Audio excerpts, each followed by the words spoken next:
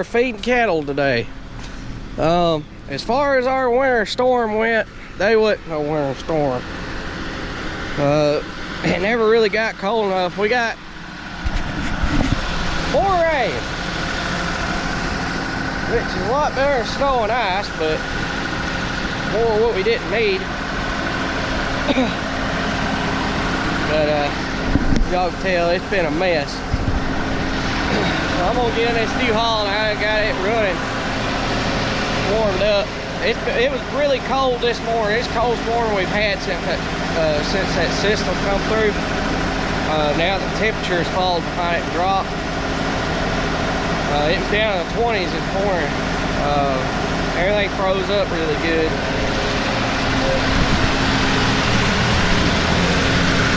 One thing about these loaders that nobody tells you when you buy a track machine, I love this loader. If we can afford it, I don't want more tired machines. The only thing I'm not crazy about them, it's not that they're not perfect for running around long distances and ride and everything. It's bad or anything like that. It rides good, it floats good, it's really stable. I don't like hauling rails or something like that out of the hay fields with this loader, because those tracks are expensive. That sprocket, that drive motor, all the rollers are expensive. It's just more wear and tear on those that I don't need to do. So we just primarily use it in the chicken houses, stacking square bales, bucket work, pallet work, heavy lifting, stuff like that. I use it in the woods, cleaning up trees or hedges or something like that. Everything is perfect for it. But one thing I don't particularly like to use it for is to run across the field. It is a 2-speed, so it's fast, but I'm not crazy about wearing all that out just riding around in it. If you're doing a lot of that and you don't have a tractor with a loader, probably better off with a tire machine. But other than that, I love the tracks. Now, one thing that nobody tells you though, because most people that has these is in the construction business, and they already have dozers and everything else with tracks, so they're used to it. But you've got to keep these tracks cleaned out and get all the mud out of them around that sprocket and the top up there. Because if you don't, and it gets cold like it was this morning, those tracks will freeze up and that thing will not move. I don't care if it's a dozer, a track hoe, whatever it is, they all will freeze up and won't move if you don't keep them cleaned out. If it's got tracks. The only time you really have to worry about it is when it's really muddy, like right now. You have to go through and clean all that crap out of the tracks, or they'll pack up and freeze up like when it got really cold tonight. And then it's like concrete sitting in there and you can forget getting it out. It's a pain in the butt once it freezes to get it out. Let's hop in here and get a bale of hay.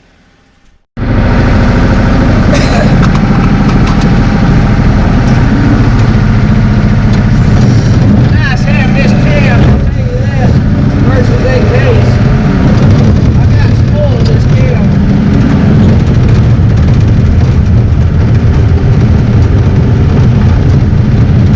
One downside to this loader, I hope y'all can hear me alright, it's loud in this rain, so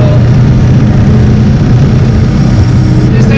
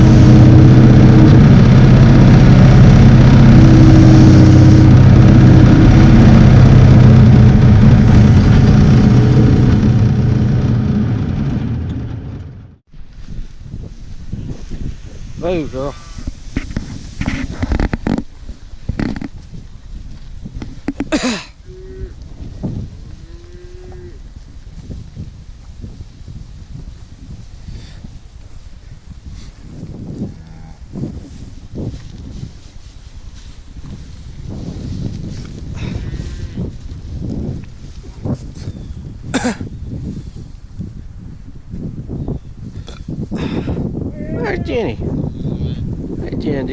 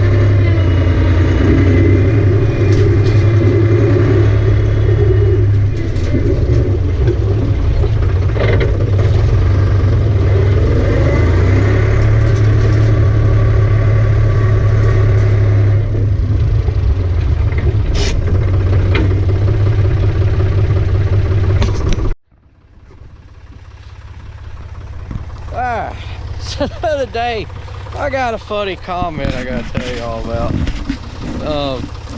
These drive-by people that watch, which I love them. It makes me laugh. It's so damn funny. To me, it is because they never watch you, but they come across your video every now and then. A lot of people subscribe. They'll actually write me back and say, "Yeah, I guess you got it. I was wrong," or something like that later on. I always find it funny.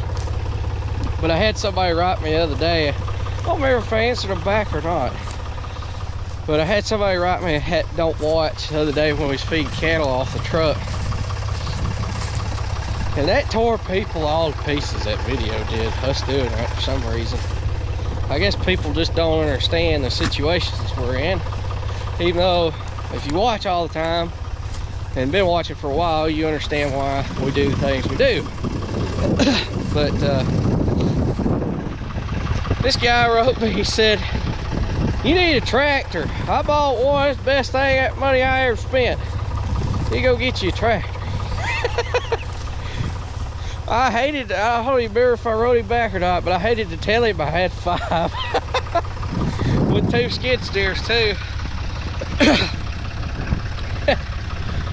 He probably thought if I'd have wrote him back, I don't even remember if I did or not, he probably thought I was the biggest dumbass in the world then. But I reckon people that live further west of us than the East Coast or something just don't understand that on the East Coast, there's not large tracts of land anymore. Not a lot of them, but some. But if you're near a city or something, there ain't no large tracts of land. Most of the land that you can lease is 40, 50, 60, 70 acre tracts for cattle. You can't get anything over 100 acres really anymore. We've got some that we've had for many years that's over that we lease, but we you can't get land like that, so you're limited on the size you got. So we have a bunch of little pastures or farms leased everywhere for the ones that's newest watching it don't know, and we can't drive the tractor to them.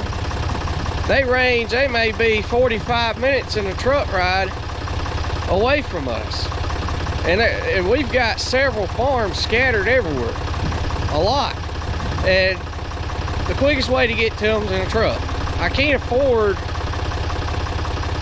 I guess it'd be one of those lift cylinder beds to go on the trucks. We can't afford one of them right now. Cattle are in the tank, so I can't afford to do that. We've been doing it this way for years. We just always got by this way because hell, it's cheaper. And I don't have to spend all that money on a bed that we can just suck it up and work harder and push it off. Save that money. So we can't have a tractor everywhere we're at. The other thing is a lot of people are saying, well, why don't you have a tractor on each farm? Well, if we had enough money to buy enough tractors to go on each farm, which we don't, well, that'd be a lot of tractors, but each farm doesn't have a barn on it to even store the hay in, to put the tractor at, or anything. And I ain't gonna leave my tractors outside. It just ruins them if you do.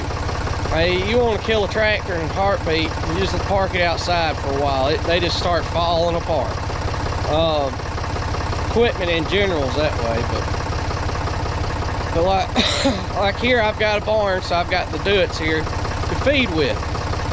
The other day we was up here, the tractor wasn't here yet. I hadn't brought it or put them out yet because we just started feeding. We hadn't really needed it. So now I've got the tractor here, so that way I can use it to feed with. But most of the time when I'm feeding, I go to the places with the truck because it's harder. My grandpa goes to the places with the tractors because it's easier. This particular farm here is mine, so I come here anyway. They don't have nothing to do with any of this here, so I come up here and feed these myself.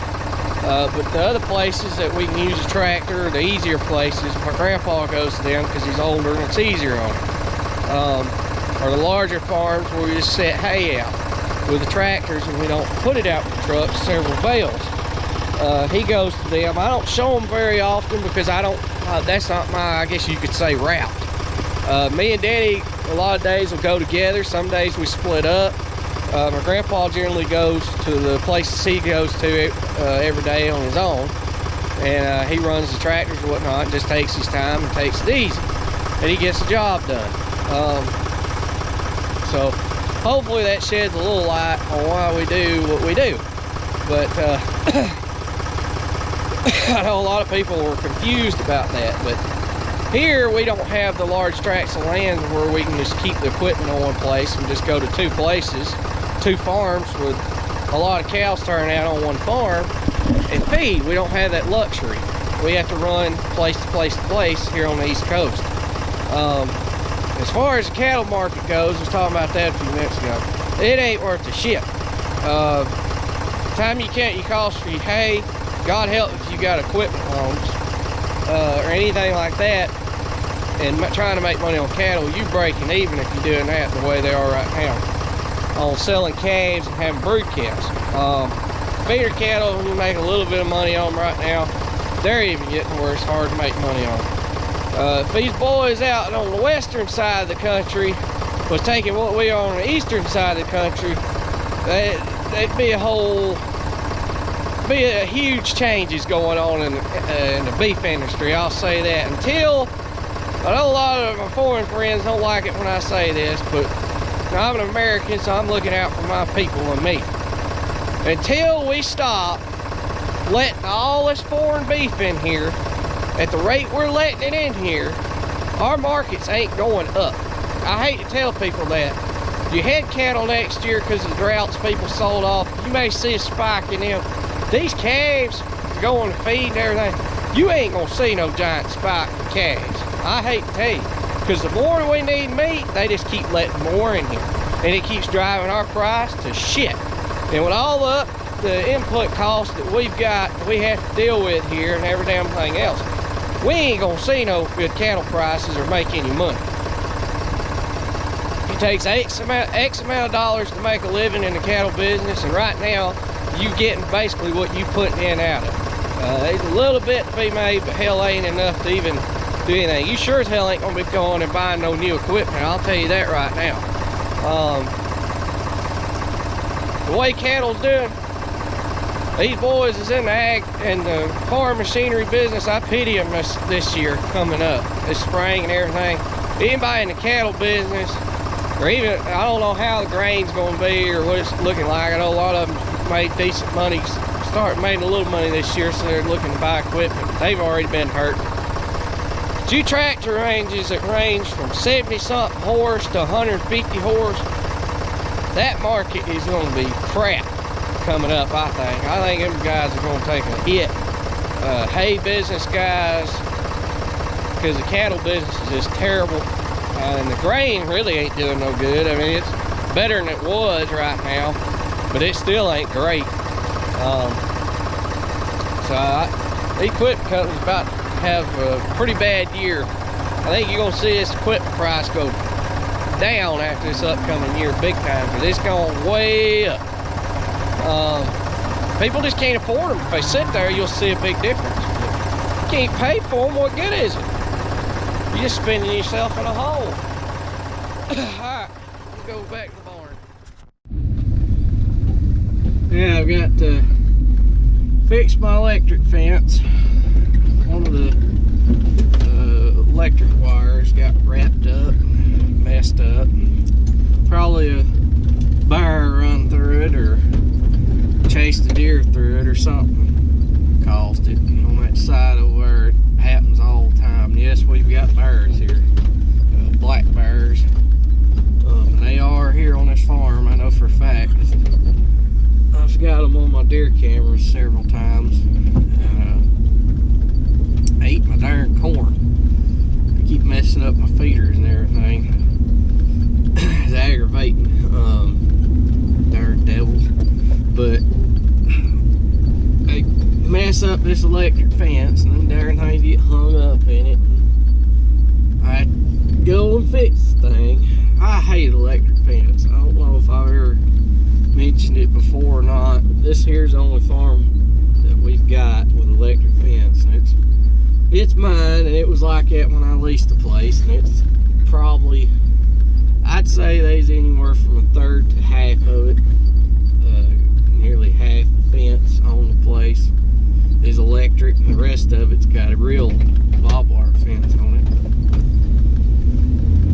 And it used to give me a lot of trouble until I got a better transformer, which I know I talked about that one time before.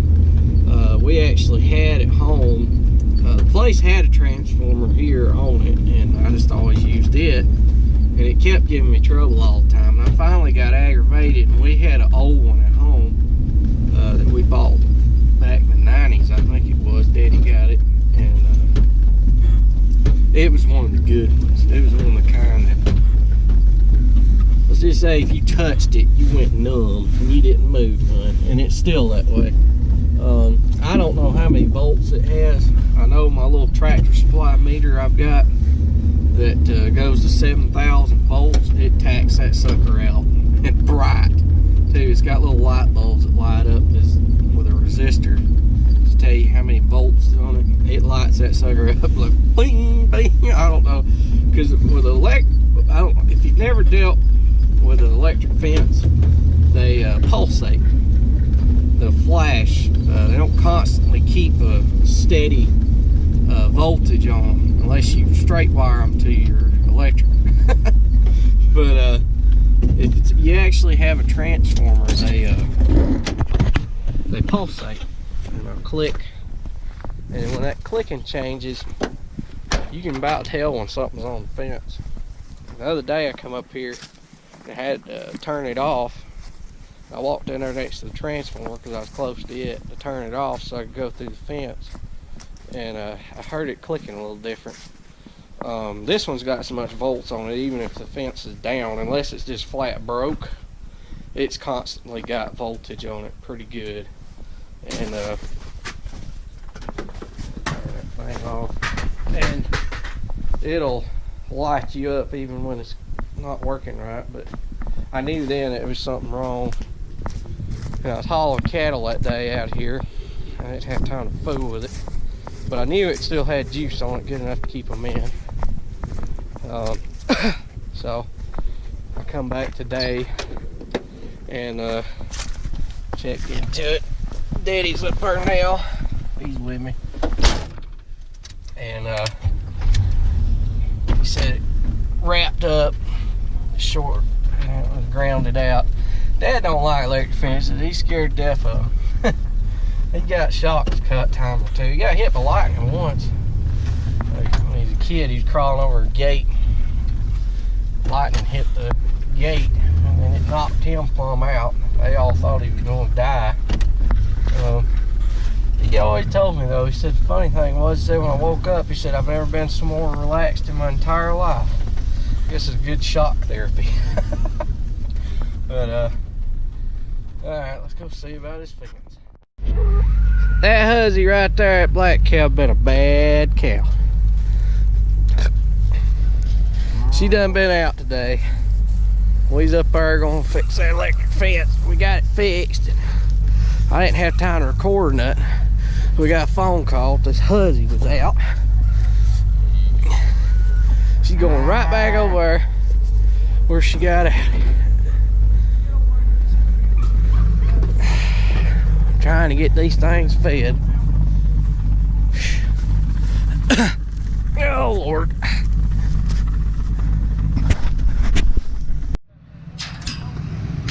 Yep.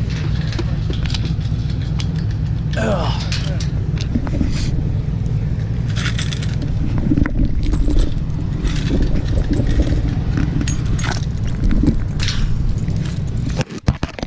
Well, me and Dad finally got the fence fixed where the hussy got out.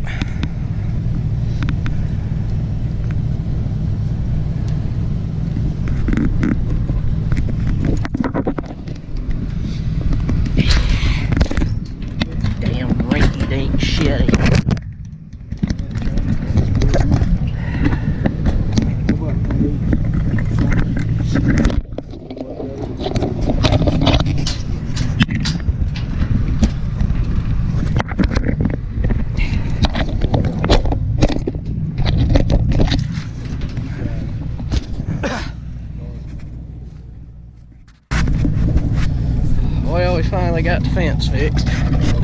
She got out right there, tore into this side. Well, he's running her up. She come from that side.